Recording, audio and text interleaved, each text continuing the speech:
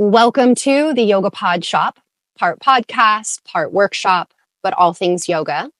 I am your host, Kaycie Nikole. Joining me today, I have my co-host, Maria Gapasin, and she is the owner of Align Yoga Studio in Tracy, California. Today's topic is going to be on owning a yoga studio. We're so excited to share our experiences with this. And all of our sessions are recorded and available for your viewing afterwards. So we hope you enjoy. So I have been looking forward to this one because a lot of the people that I talk to on these podcasts, we all come from different backgrounds, doing different things, different offerings. But you're the first one that has been an actual studio owner as well. Yeah. Thanks for having me. Of course. And I'm just looking forward to it because I feel like personally that a lot of people have that curiosity about what it's like to be a yoga studio owner. I feel like there's also a lot of glorification about it. And sometimes some things that you don't necessarily see behind the scenes. So I'm really stoked to kind of like get into that. I'll start off with a little bit of background here. So I'm going to share a little bit. Maria and I are both, I was a actual brick and mortar yoga studio owner at one point as well. So I'm going to share more of my past experiences. Now I'm more into an online platform. But I'm going to go ahead, share some experiences, and then we're going to go ahead and pass the torch and listen to all the amazing things you got to share as well. So the first kind of focus here is, I guess what's interesting to me is the people that I know and that I've met along the way that have owned yoga studios all started for completely different reasons.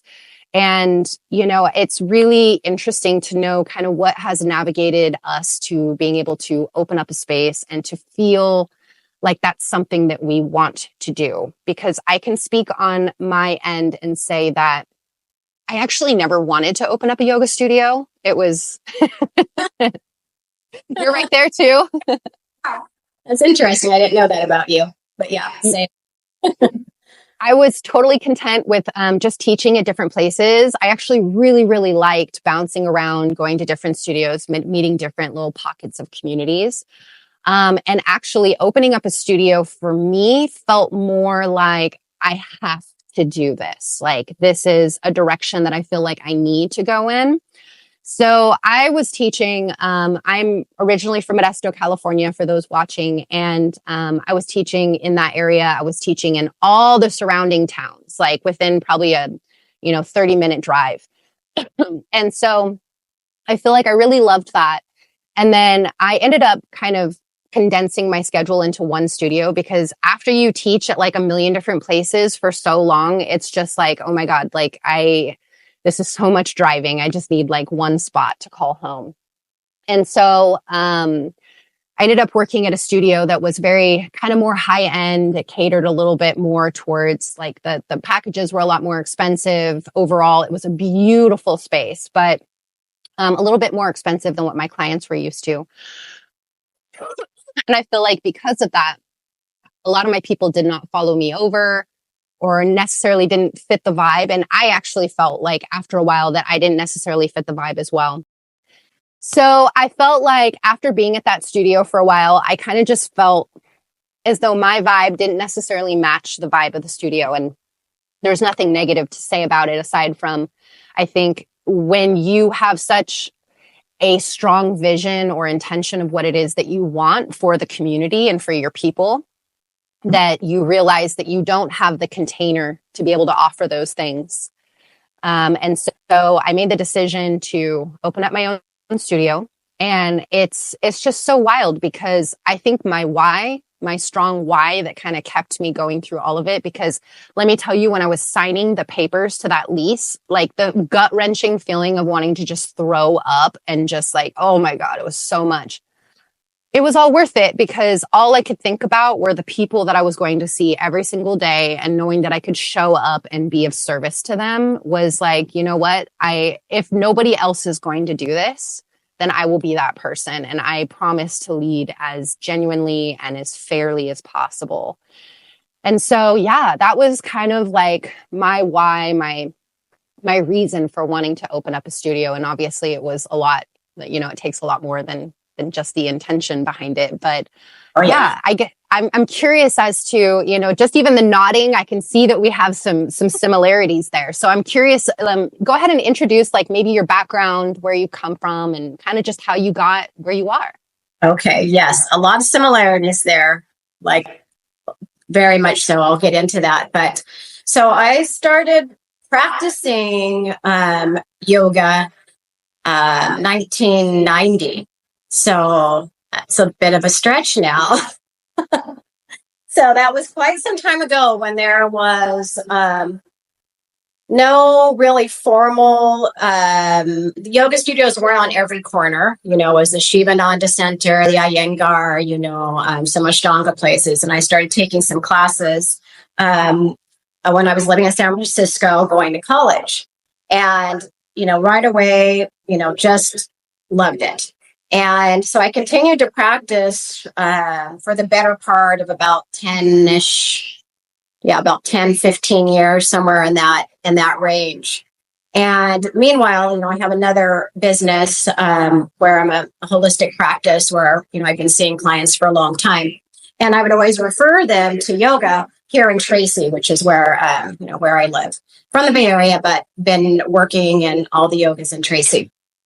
And then what had happened is I would refer them to yoga, but there was no yoga studios around in the area. Like maybe someone who taught like one day, a week on a Friday at 5, something, along those lines. And so along with some big life changes, I decided, well, you know what, I've been referring people, but there's not really anywhere for anybody to go. So you know what, I'm just going to take my teacher training and see where it goes from there. And I loosely thought, okay, maybe a couple days a week, I can teach a class somewhere. I wasn't thinking get a studio or do anything like that. But that was my plan. Same thing, just there's a need.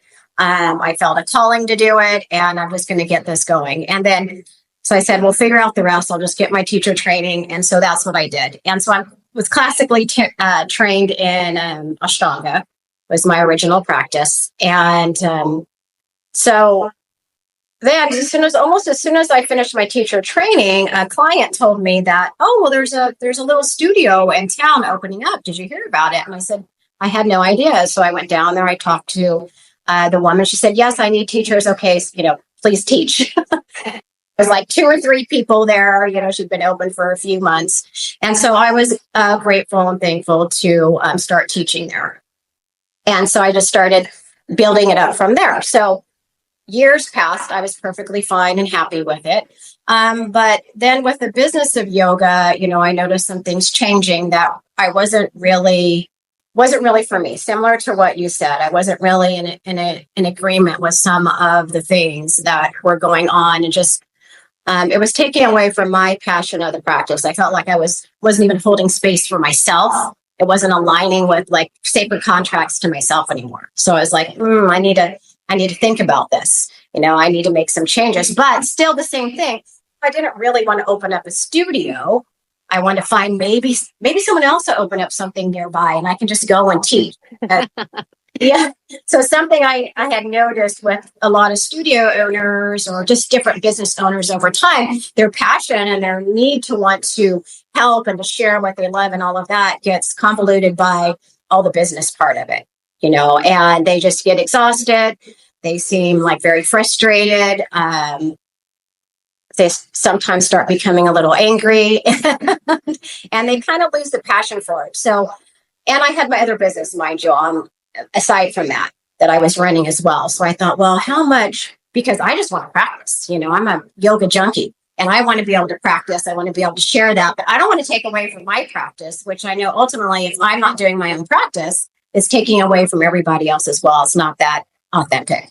So, so with that, different things were happening in the world around this time. And I thought, well, you know what, maybe I need to start seeing what I can do. Just start looking around. So I had the clear vision. And that's actually when several years ago, when you were so kind and I came and spoke with you because I really loved how you were running your studio. And I'm like, okay, that is pretty much how I would want to run mine as well. Going back, way back in almost 30 years, that's how it was at the places I would practice. You would just walk in, leave your shoes at the door, sign your name down, leave a donation, and, have your practice. And that's what I was craving. Well, it still took a little bit of time, and I endured a little bit more. And then I just started putting the word out there. I started getting clear about my intentions on wanting to find a space. Meanwhile, I'm still teaching, 8, 9 classes a week, and also having my business on the side.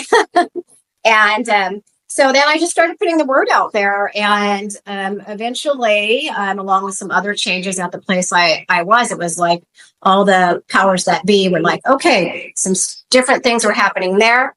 Someone calls me, the space is ready. It gave 4 weeks. I remodeled the place. Yeah, it was crazy, knocking out walls and doing all types of things. But within about 4 weeks is when I opened up my business. So that's kind of the manifest. So you knew the person who had the space available, or did someone let you know? Like, how did that work out? Yeah, it was someone I knew. So I put out some feelers, right? When I was starting to really feel a shift, I thought, okay, step out of your comfort zone, start thinking growth mindset. Okay, you got to get very clear about this vision, because I was just feeling it's going to be time for a change. And like I said, I was starting to feel, not as excited about teaching and my practice. So I'm like, something needs to change, because I need to get back to the roots. And again, these contracts I have with myself ultimately. And meanwhile, I'd been teaching for so long that, over a decade, that so many of the students, they're now friends. And, it's always been very clear, like, I'm going where you're going. So I already knew that I would have some people, and a space was waiting, along with some other changes. It was just time. And so, yes, I started putting out some feelers, people I know that are in real estate, again, because I've been here working in town for almost 3 decades. So I knew quite a few people. So I just started putting out some feelers, very specific. I'm looking for a space about this big. I want it to be in XYZ location, plenty of parking, plenty of light, all of that. And then within right when it's like, okay, now I need to make a change. I had like a week or two between where I was and where I needed to go. And then someone called me and said, hey, are you still looking for a space? And that's how. Of course. Yeah, of course. And that's how that came about. Yeah. That is so amazing. I truly feel like that was a huge part of like the whole process for me, which when I went into it, I had no idea what to expect as far as like finding, like I had never leased a commercial building before. So I had no idea what to do. I had no idea what I was getting myself into as far as like the paperwork and all the details of it. And I remember just being like, okay, I'm going to go look, and all I'm going to do is I'm going to drive around town and see like certain areas that I like and see if there's any like spots that say, for lease or anything like that. And I remember thinking to myself, I was like, okay, if there is nothing, like if I don't see anything that's like really capturing my attention, like I'm going to take that as a sign. And it was the very first place I saw. And so I guess it was just so crazy because I actually had called about, it was, I think, a bigger space right next to it. And, that was the one that was for lease. I think it was an old like martial arts gym or something, which is kind of funny, full circle. Yeah. But anyways, I remember calling about it, and the lady was like, yeah, we actually have, I think it was 2 different spaces available. And the one that I had called about was the bigger space. And then the other one was what is now Elevate. And it's just funny because I remember going down there and I didn't expect her to show me the other space. And when she did, I was like, this is actually kind of perfect size wise, because it's also kind of intimidating. Like even when you do have a client base, it's intimidating to be like, oh my God, can I fill all this space? Like with like how many people are going to come? And, and I guess I'm kind of curious too, because it makes me think like when I went into it, I did like my whole business plan more for like my mind's sake, because I didn't end up getting like a loan or going in that direction. But I just wanted to kind of see numbers mapped out in front of me. And it's so funny because I remember I literally made a list of names of people, like my students that I in my head, I was like, these people will for sure follow me over, like, you know, and they did, right? But did you notice, like, I'm not sure if you did it something similar, but did you notice like quickly how many more people that you just didn't account for that ended up showing up and supporting? Oh, absolutely. Yeah, 100%. That was the case. Like out of the blue, some I hadn't even seen in a while because through the years, like people would float through, they're constantly, and then all of a sudden, they're not anymore. And sometimes it's not appropriate to message for different reasons, especially when you're renting out, or when you're a contractor teacher. But through the years, I would wonder, like, gosh, they were so into it and they were getting so much from the practice and they would share so much. And then where do they go? I never see them anymore. So I would wonder about that. And so it's been almost a year, by the way, that I've been open. Just a couple days ago was the official 1 year. Yeah. And I'm still getting people walking through the door. And exactly that, saying, I've been wondering where you went. And I just decided to Google it. And here you are. And years, some of them. Yeah. And maybe the third day that I was open, a wonderful woman, same situation, came through the door, and so many more since then. But a lot of situations, like that for sure. Yeah. Mm-hmm. Yeah, they're still filtering in. Yeah. I think most recent was just last week. Yeah. I love that. Yeah. And I'm curious, did you also make a list of names? Oh yeah, I had a list of names, and also curiously, there's a lot of similarities, Kaycie. I never realized this, but same thing when the space that I'm currently in was available. So it would require me knocking out walls, redoing the floor. I mean, everything had to be redone, redoing the bathroom, putting piping in, all types of things, because I also have my business in the space separately as well. And, but originally I was thinking, you know what? I could just do privates. She had another space across the parking lot that was available and much smaller, like half the space. And I'm like, well, I can maybe get like 3 or 4 people in it. And, maybe that's enough. Maybe I don't need to get this larger space and I'll be just fine with this little one over here. And then that did not happen. And the same thing you had mentioned, and I was nodding along with that too. But yeah, no, I didn't take out any loans. We haven't gotten into that part yet either. But I didn't take out any loans, no financing, anything like that. So really making sure for me, it's going on another tangent, being within, my means as well was really important to help us. And it's kind of like a blessing, but there's also like what people don't realize is like yoga stuff, like when you're wanting to open up a yoga studio, it is minimal, right? Like you don't need like constant, it's not like you're working at a restaurant where you're needing to constantly have ingredients and like all these things. Like you invest in your initial, and obviously you're going to always be refining and, adding details and all of that kind of stuff continuously, or exchanging and replacing things. But really, when you first start, it's like props. Yeah. You need props. Mm-hmm. And I think I did not realize how expensive props actually are when you get them like bulked out. Oh yeah. Yeah. It starts go ahead. Yeah. It all starts adding up pretty quickly. But mm-hmm. Now, during that process, because like, I get asked often, like, what people should think about when, investing or putting their money into opening their own studio. Like, hey, what should I be thinking about financially? Like, what all is going to go into it? And for me, I felt like, okay, props, like basic, like I didn't use a lot of decoration. Honestly, a majority of my money came from I had to get custom curtains because we had such freaking enormous windows that I had to have literal custom curtains made. And so I had that. I had plants everywhere, which obviously you are a plant lover as well. They're not cheap when you have like you build your collection slowly. Then you gotta get the right stand. Yes. And then you have your watering days, Yeah.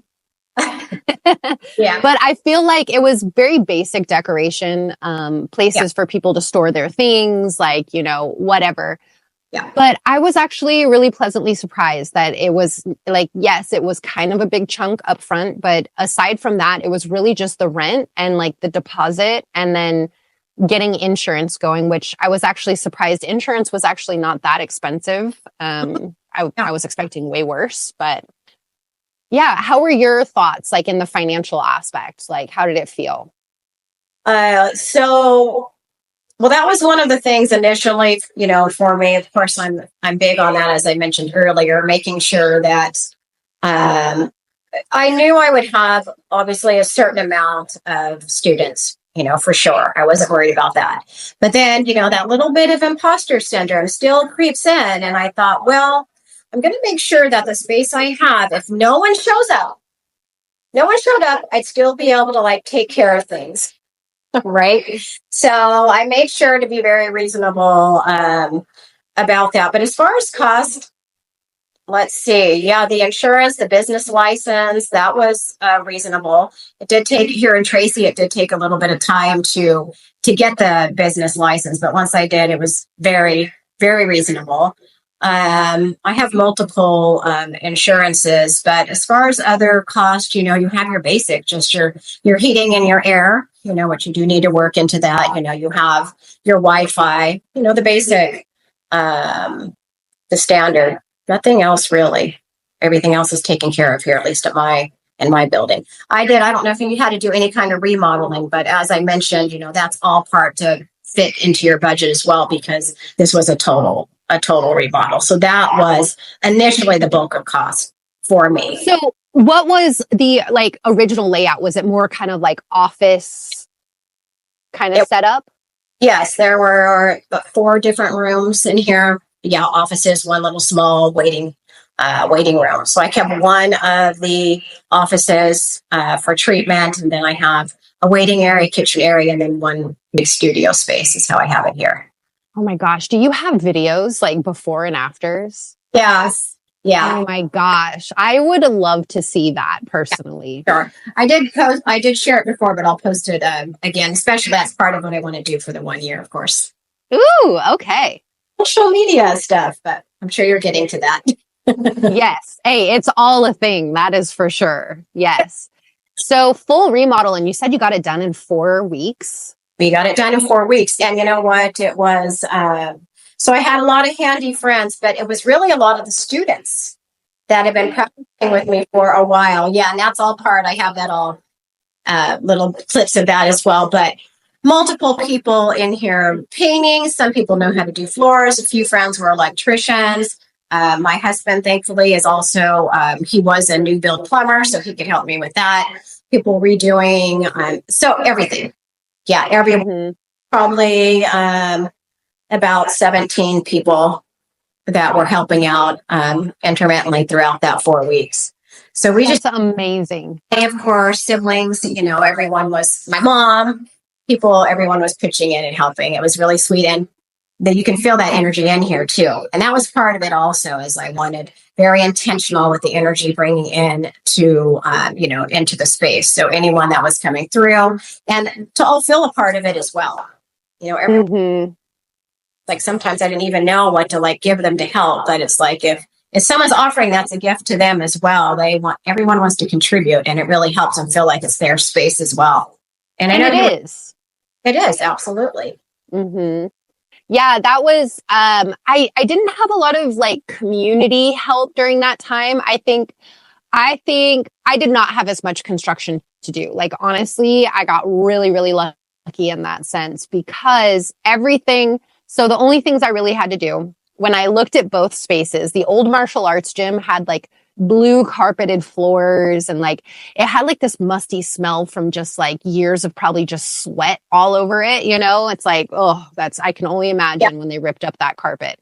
But I am so glad because the one I actually got had really nice hardwood laminate floors, and it was like a really nice color. It had really good lighting. It was in a good location. And then inside, the only thing, so I had to redo the flooring in the bathroom, and all the walls were like this pastel yellow color.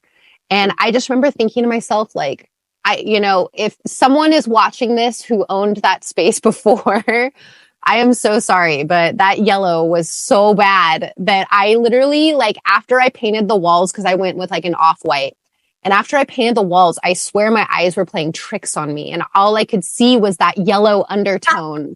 I was like, oh, I'm gonna have nightmares about this yellow.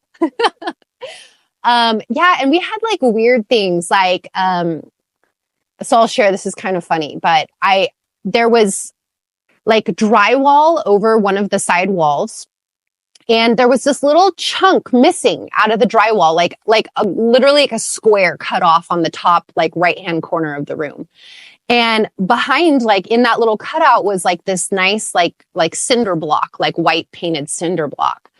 And I looked at that and I was like, okay, I have a couple options here. I can either try to drywall over that and then try to get it so it doesn't have like, this seam that you can see, and try to match it to everything else. And I was like, I could go that direction, or I can tear this whole thing down off the side of this wall and pull all the drywall off and expose that block wall.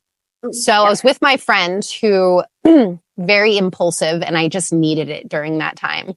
And so I was like, hey, should we pull down this drywall? And he's like, let's do it. So we started pulling this drywall down, and only after maybe like 30 or 40 minutes of us like trying to pull it down, I was like, what if there's like damage behind this? Like, what if there's like a door behind this, like I literally could have had a really bad situation, but I was lucky enough to pull it back and see a really beautiful, just like block wall. And so it did take a little bit of work, but it really wasn't that bad. And then so just paint, a little bit of flooring in the bathroom, and like I threw up some string lights, plants, and that was basically it construction wise. So I was really, really blessed in that way. So grateful.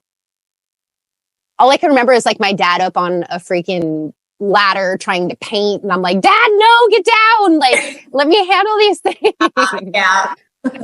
You are a liability, even though thank you so much for helping me. And I guess I am very curious too, because like I said, I didn't know anything really about a contract during that time. And before I opened up the studio, I actually had a very similar sit down with another one of my friends. Her name's Lori Wilson. She owns the studio in Turlock called Warrior. I'm not sure if you've heard of. It's like Baptiste yoga, but she's an amazing instructor, and she opened up that place, and she, I was like so interested in like kind of her approach and how she did things. So it's funny because I met with her. She helped me with a lot of like, just the figuring out the details, legalities, and like directions to go with like tax stuff, which was like a whole nother thing. But I remember when I got my contract, I was like, oh my God, this thing is huge. And like, I don't even really know what these words are. And I was lucky enough to have a friend that was like, literally, they did that. Like, they constantly were leasing properties. And so they're like, I'm very familiar with, contracts, send it over to me and I'll look it over for you. And he was like one of my yoga students. So I was so grateful to have that. Sure. But it also made me realize a lot of those places that rent out these, commercial spaces, you pay out of pocket for a lot of things as a renter. Like, I realized, like, if the plumbing goes out, like, that's on me. Like, if something happens, like, we had to maintain like the HVAC very regularly in order to have, if anything ever happened to it, to have it covered, which understandable, absolutely understandable. But I'm curious, like, were there any like weird things that you noticed in your contract, or things that you didn't really expect? No, mine was pretty straightforward. Yeah, I didn't, there wasn't anything out of the ordinary for me either, even though I wasn't, familiar with contracts or before that. And it was my first time as well, as I mentioned. But no, there wasn't, in mine, there wasn't anything out of the ordinary. And in my situation, everything else is covered too. If there's any issues with the plumbing or the HVAC or anything, it's covered. And so I haven't, my situation's different as far as that goes. Okay. Yeah. And do you pay rent and then also kind of facilities fees as well? Or is it just your rent? Just rent. Just rent. Okay. Cool. So I maybe, because I know that you're part of kind of like an office, like, complex. So I was curious because I had to pay, which it all came as like, this is your price monthly. But, so I had my rent, but then they also called it triple net fees or triple N fees.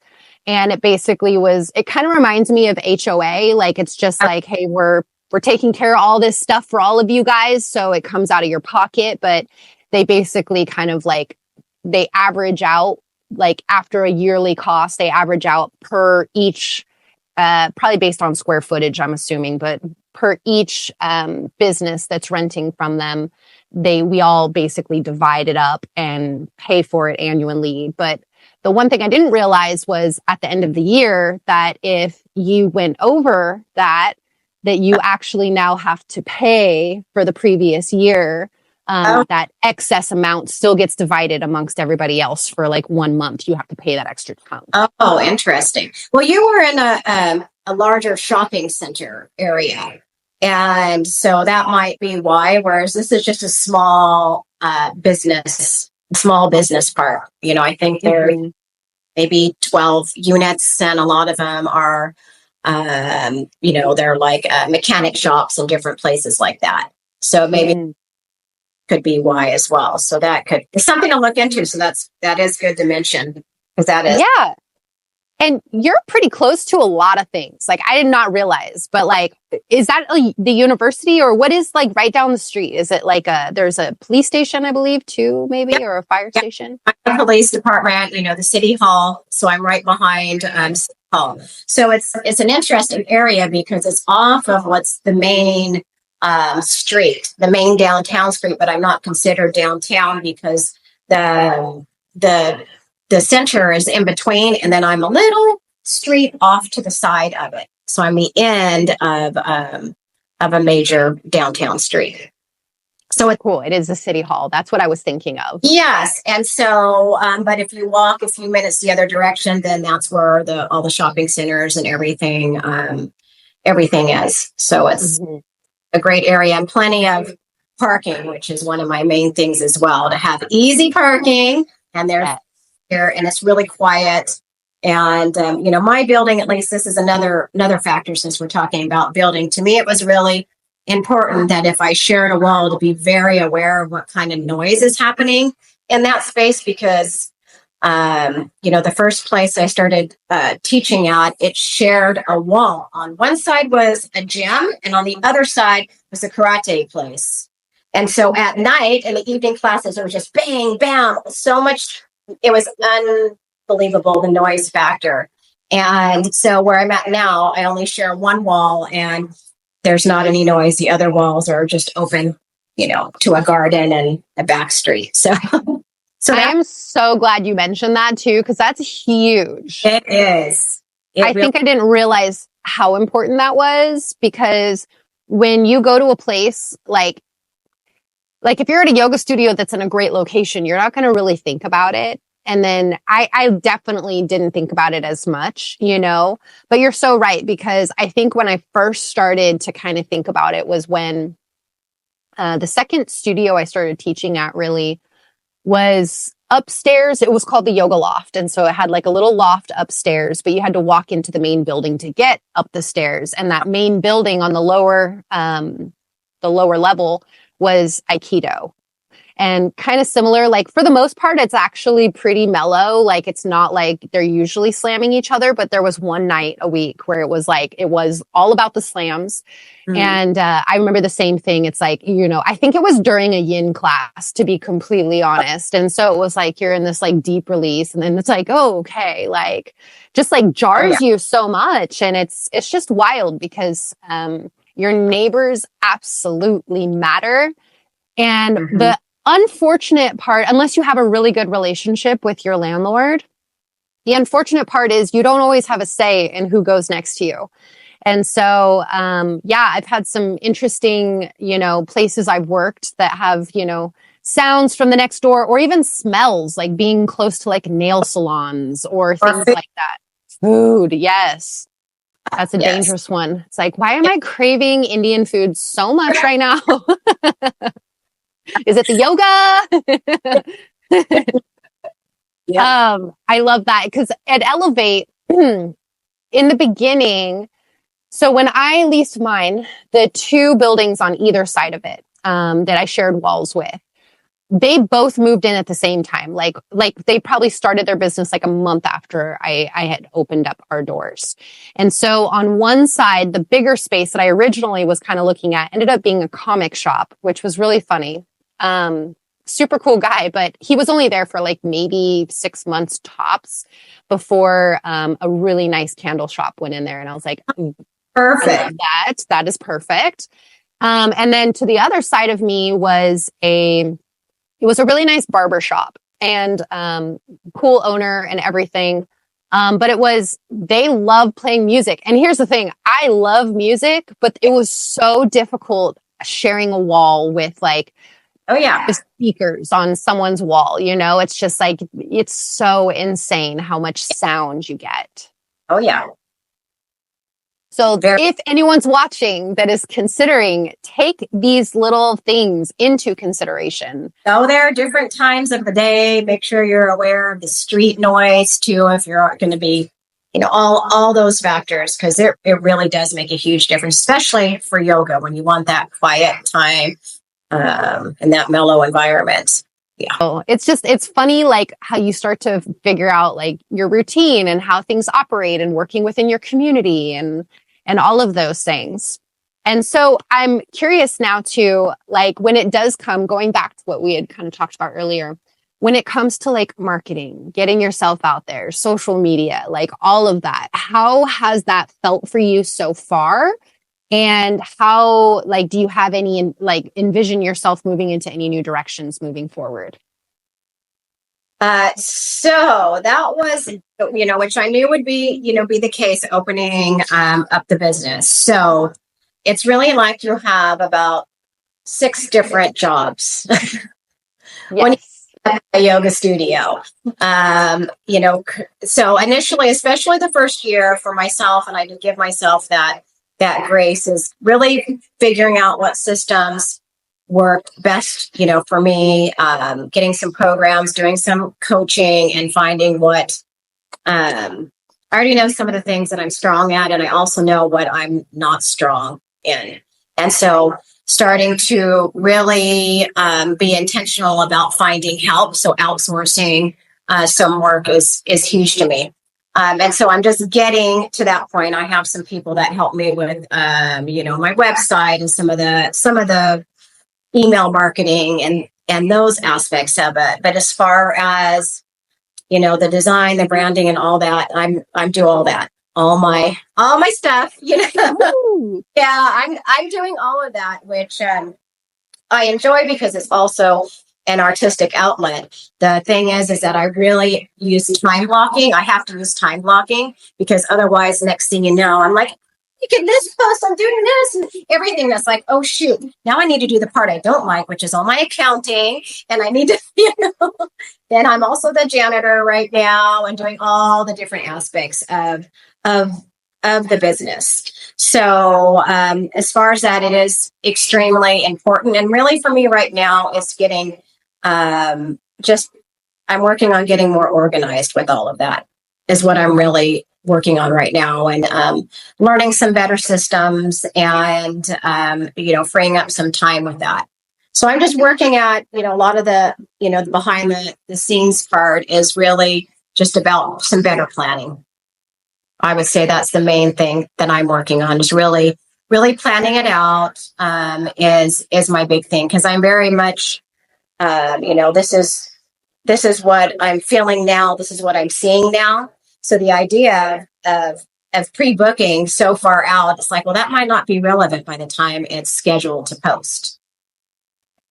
Yeah. Yeah, it definitely is one of those like kind of slippery slopes, because I feel like you're so right. Like you have to have designated times for like certain things, because I felt very much the same way. I'm like, there is just so much to maintain. There's so much in order to have it to where you know that it's, because it's like for me as a studio owner, I was like, oh my gosh, this is a representation of me, right? Even though it's so much bigger, it's community, but it's like, well, if it fails, like if it is dirty, if it's those things, it's due to me not doing those things. And so I'm like, I have to make sure that my standard for these things, that I'm constantly pushing myself to make sure that I'm maintaining a high standard for the experience that my students are going to have, which is a lot of pressure, to be honest. Oh, it is a lot of pressure. And especially for myself, I know how I would want it. And I know what I expect for myself as far as if I go somewhere, but also because a lot of the students have been practicing with me for so long, I also over time would hear a lot of their complaints about other places and things that really bothered them, that they may not tell like the studio owner, but they're going to tell the teacher. So I remember all of that. I took it all with me. So I make sure that in this space, that I'm maintaining everything. And I am a little neurotic about it, making sure, because I want it to be that kind of place. Like, I don't ever want supplies to be, there's no supplies, or we're out of water, or there's, a bunch of dead skin on the floor or whatever. We appreciate your Virgo energy so much. Yes. It's true though. It's true, and I think it's big because like going back to what you said, I think that is a huge thing, that if you don't practice at different places, you're really going to lack the different perspectives and approaches to how people run their businesses. Yes.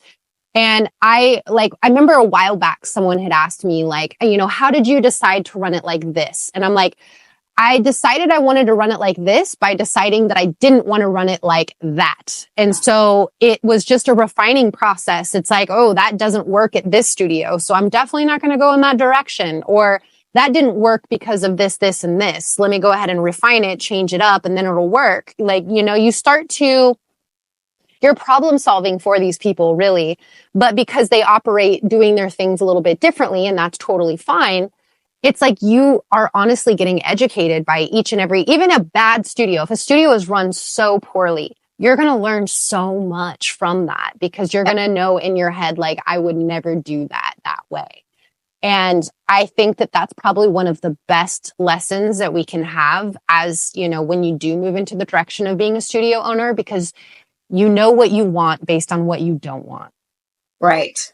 And as you mentioned too, anyone, out there thinking about it. And a lot of times, or I've heard this quite a bit. Someone is new to yoga. They get super excited, pumped up about it. And then right away they want to do a teacher training. Then right away they want to, open something up. And, which is, wonderful to go with that energy. But I highly recommend that you take some time to really, as you mentioned, explore other studios, other teachers. Also, just a little side note, making sure you're really focusing on your practice as well. And that is hard if you're going to other studios and taking classes, not just going and checking them out, but, doing the 2-week, free membership and really getting a taste of different teachers and exploring, all the different parts of the studios. Is super, super important. Not just 1 or 2 places, but really go all over the place and check them out. Yeah, because everything has a different vibe. Like you're gonna like, I didn't fit into every single community I went to. That's for dang sure. I mean, I still had a great experience nonetheless. I still had a takeaway, but I knew where it felt like home. And I think that, and then if you're in a position where it doesn't feel like home, kind of like how we both had our experiences where it's like you're pouring your teaching, which is really pouring your passions and your purpose out into your work, and you're being held by a container that doesn't foster that same kind of energy. It's like, ooh, there's nowhere to go, which means naturally I have to bring this to life. I have to create that how I want that experience to be for other people, because it is a service. You are giving something. So it's like yoga is such an intentional practice that you want to be intentional about how you give the practice. And to me, I think a lot of people who go into the business of yoga and end up having a lot of struggles with it are more prioritizing the business side of it versus the yoga side of it. 100%. And I see that more and more. Of course, there is a business aspect of it naturally.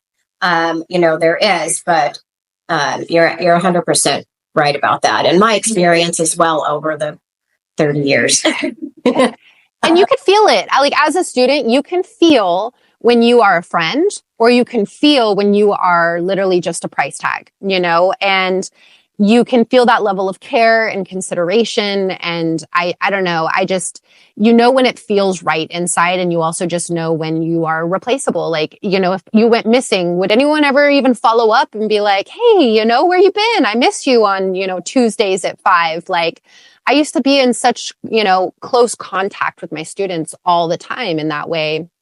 And I feel like a lot of places kind of lack that, or the place is run by someone who doesn't actually teach yoga, which to me is mind blowing. Oh, that is really, that's a topic all in itself. That's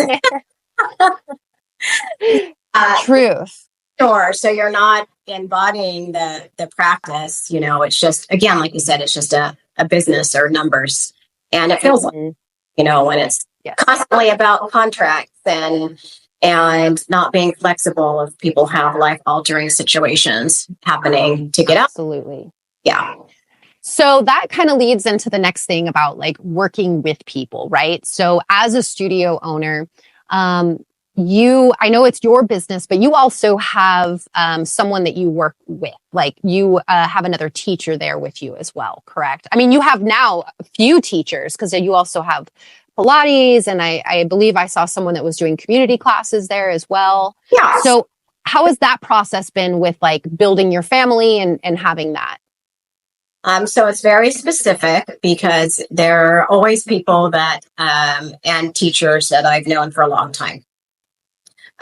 So there are already people that I'm pretty close to that I know in many different capacities, and who have since actually the two main ones since I've known them have become teachers.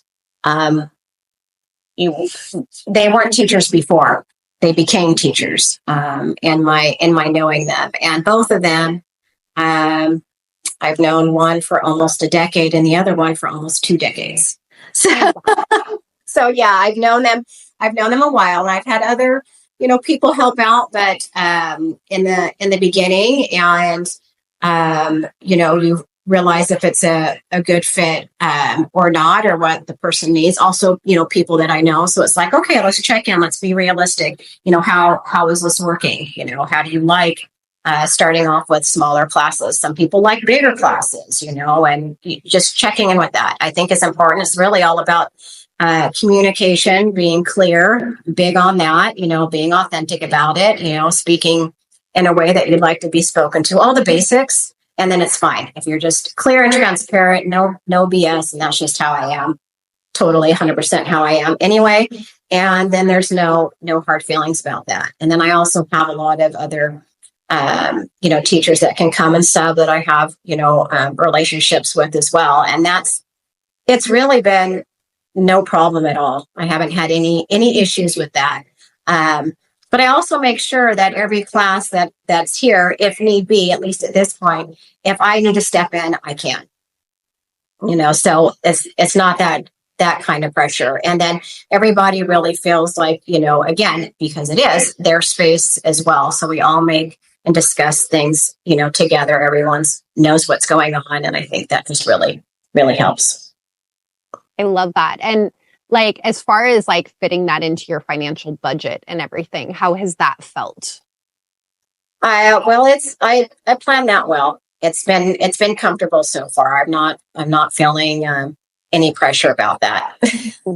That's great. I feel like so I went into a similar approach actually. So when I first opened Elevate, it was me and I had one other teacher at the time that I was like, I would love for her to help me kind of build and grow this.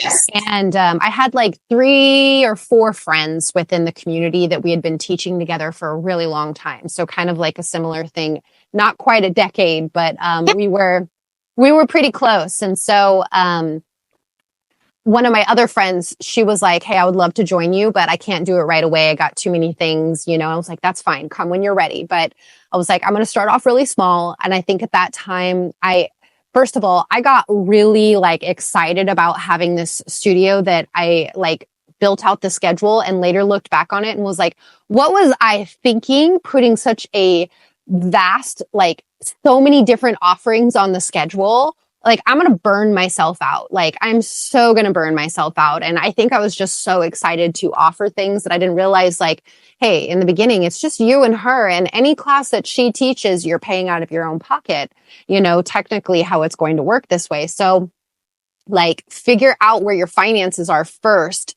before you start bringing on more. So at the time I had, I believe she was teaching 2 classes a week and I was taking on everything else. And then after like maybe the first month, I cleaned up the schedule to kind of eradicate the what wasn't really didn't have the most traction going. I was like, okay, I'm just going to simplify it, make it easy.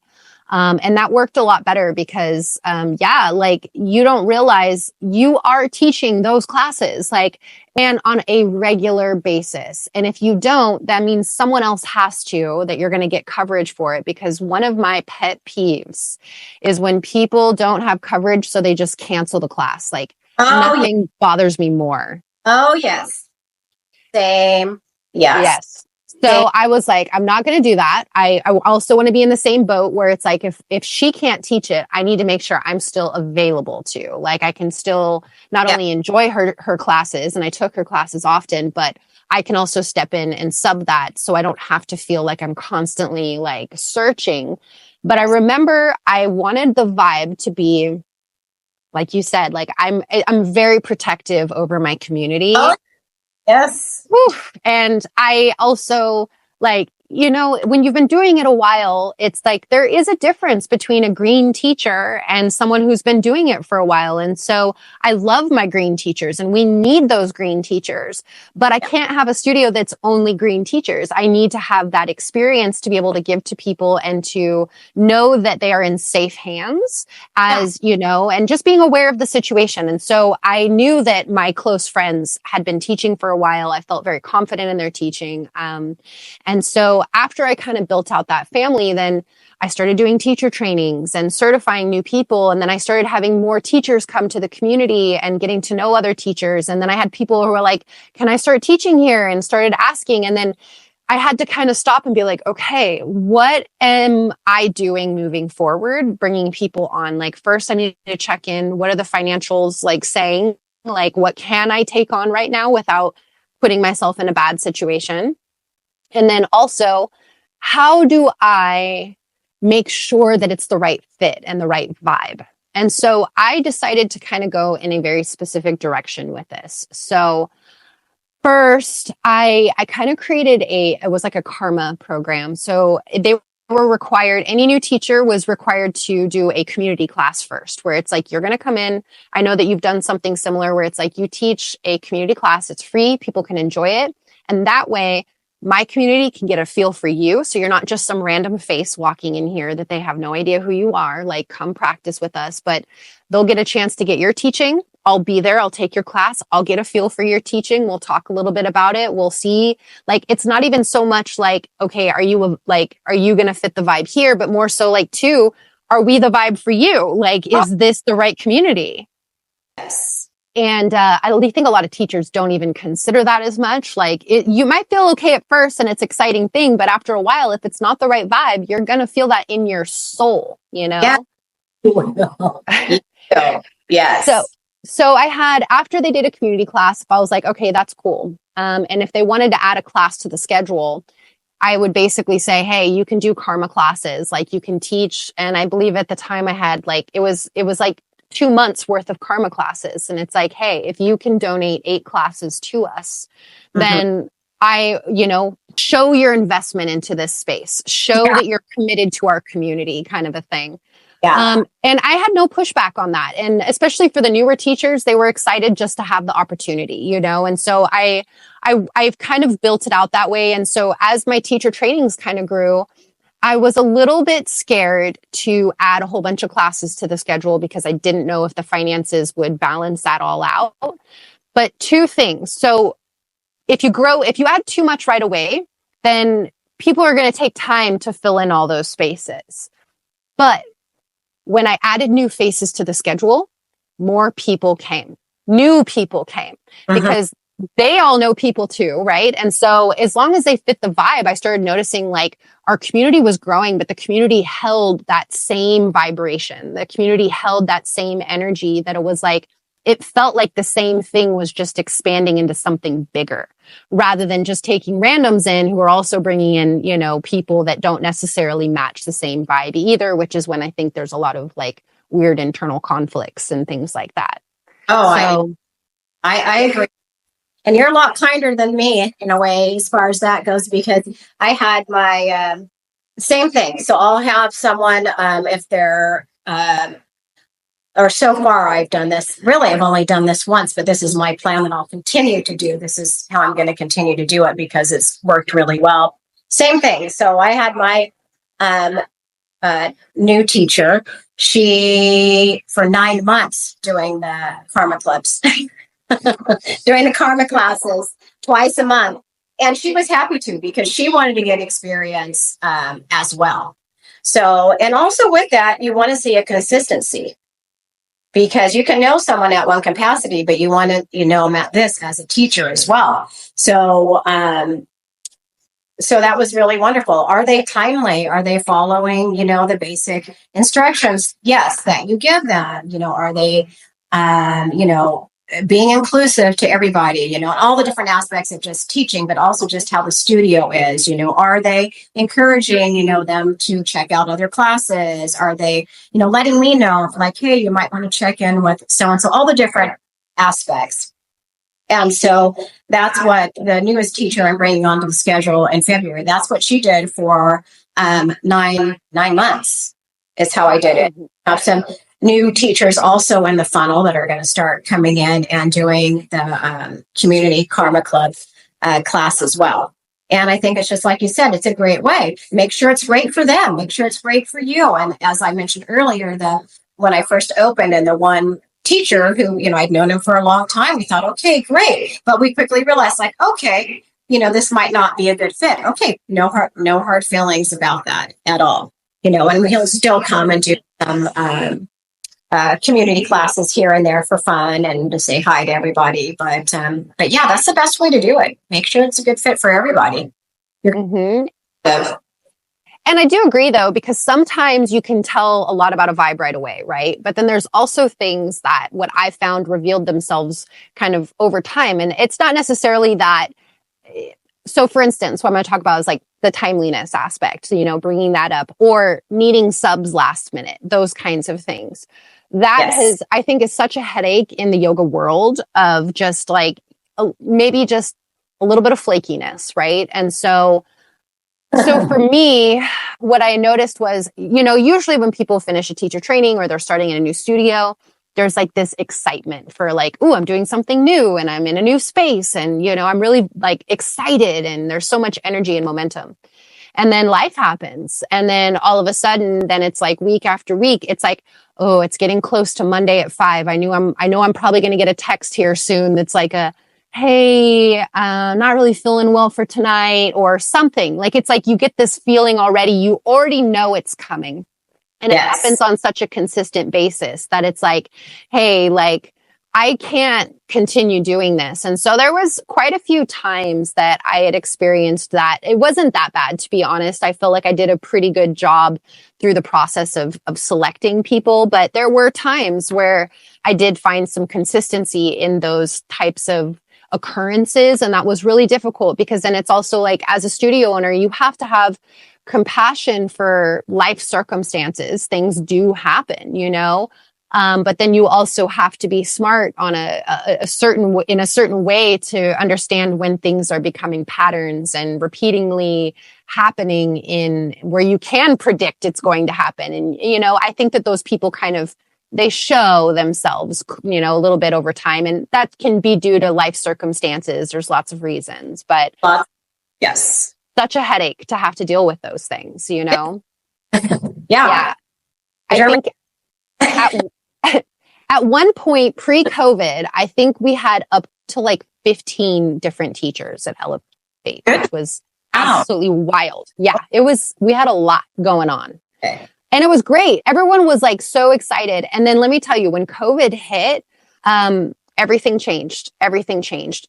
Like people moved, people switched directions. A lot of my teachers ended up going in different directions career-wise. Or just switching things up, maybe less passionate or less wanting to move into that direction of sharing the practice, which I think that happened for a lot of people. And it was really difficult to find teachers during that time. Like I definitely felt like I had to step in more, or I was constantly trying to get classes filled. And it was a headache for probably about a year straight of just constantly feeling like the excitement was missing, you know, and it's sad because it was like, that was a global kind of experience that we were all kind of going through. And so I completely understood and sympathized, but it was just like, shoot, I'm still running a business here. And now I don't have any, like all my teachers that I had known for so long, all kind of shifted and transferred in all these different directions. And so at one point it was like me. And, you know, I had all my other people that had kind of joined in as well. But like I said, there was definitely a shift. And I want to say like towards the end before selling the business, that was the most headache that I had to deal with, was just managing people. And so, yeah, I would say for anyone out there that is like, you know, excited to have all your friends come join you in your space, just know that you know, I think it's not bad because working with my friends was the biggest blessing. It was one of the biggest things I loved so much. But it also does come with its fair share of hard conversations, you know? Right. And now as a studio owner, it's like when someone asks you or something happens, it's like you can't just go and be like, oh, let me go tell the manager real quick so they can handle that. It's like, oh, wait, that's me. Like, this difficult conversation right here. That's me.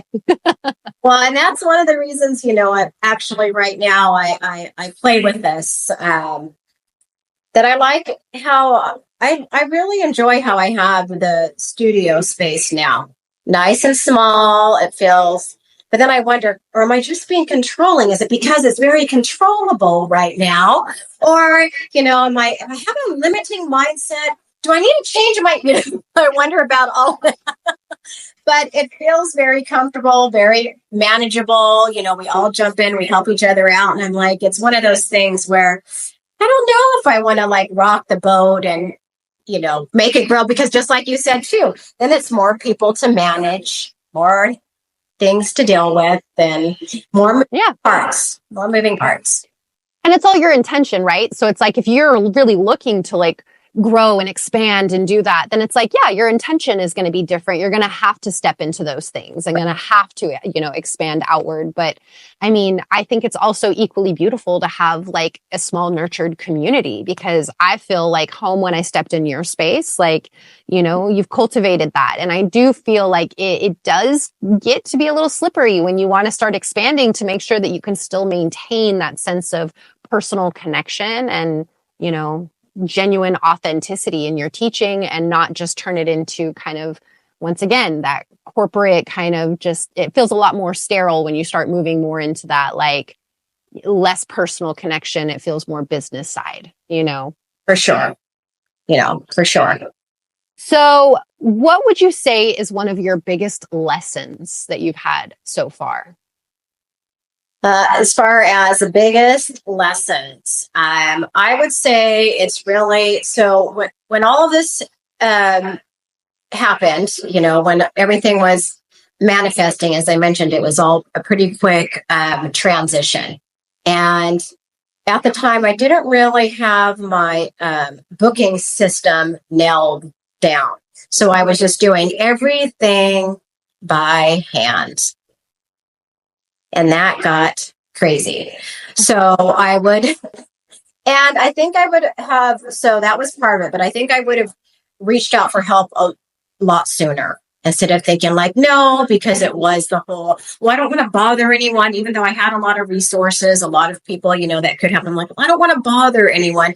They know that I'm struggling with this. And if, they would offer help, if need be.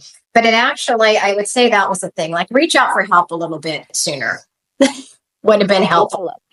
Yeah. I love that so much. And actually, I relate to the first thing you had said too, which was kind of like automating a process and having things like a little bit more teched down, because like I was the same boat. I like pen and paper. I like the keep it simple, don't need all the fluff. And I really, you eliminate a lot of costs by not having a, something to process, make people sign in and all that kind of stuff. Like it's so much cheaper to go in that opposite direction. But then when you go manual, then you got to worry about sign-in sheets. And not only do you worry about sign-in sheets, that's not the problem. Okay. The problem are people's signatures and trying to figure out who the hell these people are. Yeah. I'm like, this is not a doctor's office. Like, can I see your damn name? This is so I can help mark off your package or know who was here. Yes. And also how to learn your name, that is so helpful. But you have that, and then you have to worry about creating manual class cards for each individual person and keeping track of every payment that goes through and adding it to their card. And it's such a nightmare to have to go through all your sign-in sheets and to like check. Yes. You like miss a few days, then it's like overwhelming.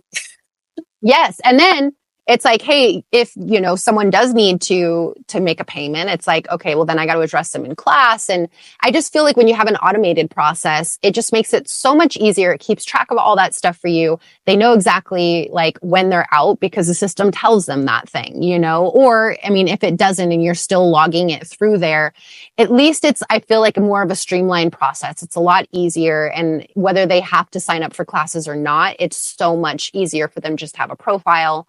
It's done. It has all their communications all there. Like you don't have to have all the liability waivers and stuff separate from it. It's all together, which also makes it a lot easier. Sure does. Yeah. What do you think is the biggest blessing so far?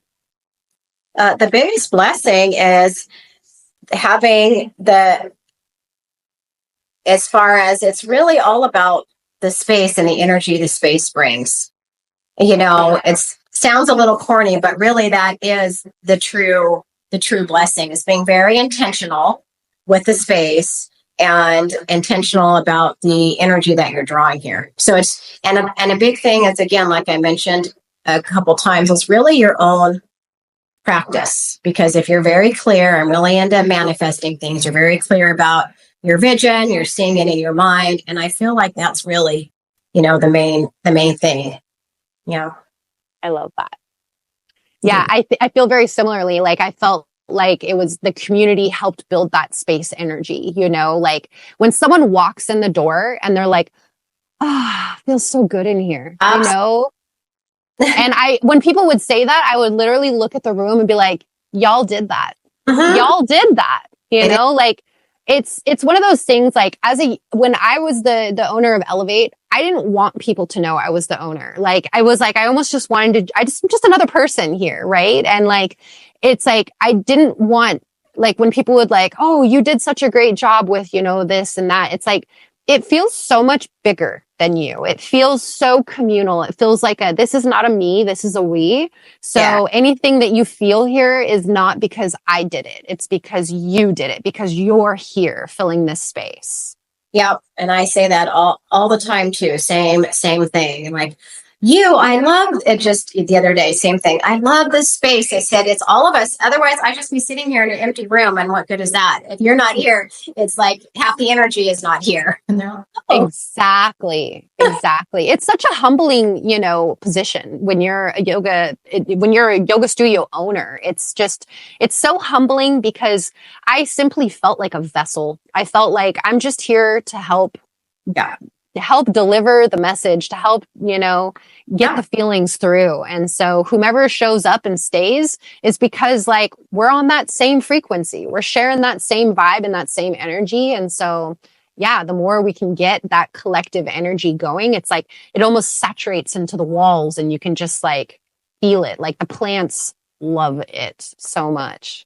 And it is true. The more you're bringing that, energy into the space, the more it amplifies. And it's just like when you're out in the world and you run into some of the people from the space, it's like it's the same kind of little bit of electricity. Oh, you're that person that's at that place when we do that thing together, and you just keep spreading it, throughout.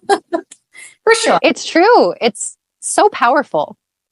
And then I'll finish off here by asking, so for anyone who's watching out there who is considering potentially opening up your own yoga studio space, what kind of advice or kind of information would you like them to know before they go off into this new direction? Make sure you're doing it for the right reasons, knowing your why and being true, making sure that's authentic to you. And that's what I would say for sure. Because if you think you're just going to go into it to make some money, you're going to be, there's that potential. I'm not saying that's not possible, but along with everything else that goes along with the business, you're going to get burnt out and it's not going to be lasting, would be what I perceive would occur. So just make sure you know your why for sure. I love that answer. It's exactly what I would say as well. So I love that. I have absolutely loved our conversation today. Yeah. Thank you. Thanks for being on here. And I'm so grateful that this was your first podcast experience. Thanks for being my first, Kaycie. Wow, I did it. I am so grateful. And anyone who's watching, if you guys are ever in the Tracy area, Tracy, California, go and check out Align Yoga. Amazing vibe, amazing people, amazing community. And if you are in Modesto, California area, Elevate Community Yoga. I sold it in 2023. It is still running and operating by my lovely friend, Kat Raymer, and her husband. They are doing an amazing job. So Central Valley, California has you covered on all the good yoga places that will make you feel like home. And there are other great places as well. But thank you again for joining me. And see y'all soon for the next one.